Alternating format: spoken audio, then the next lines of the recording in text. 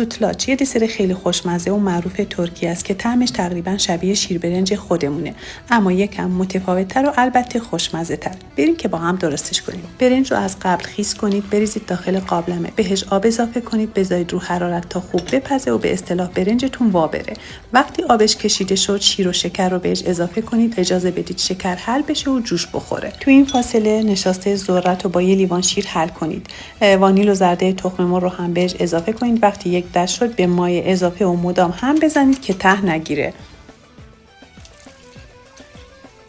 به این بافت و غلظت که رسید، بریزید داخل کاسه های تگ نفره که تحمل دمای فر رو داشته باشه. من از کاسه های مخصوص این دسر استفاده کردم. شما هر کاسه‌ای که انتخاب کردین سایزش بزرگ نباشه، چون سوتلاچ تگ نفره سرو بشه بهتره. کاسه ها رو بچینید توی سینی لبه دار. داخل سینی آب بریزید طوری که تا نصف کاسه ها رو آب بگیره. بذارید داخل فر. طبقه بالا گریل رو با فن روشن کنید با دمای 180 درجه حدود 20 الی 25 دقیقه تا روش به این صورت سرخ بشه. از فر که خارج کردین بذارین کامل خنک.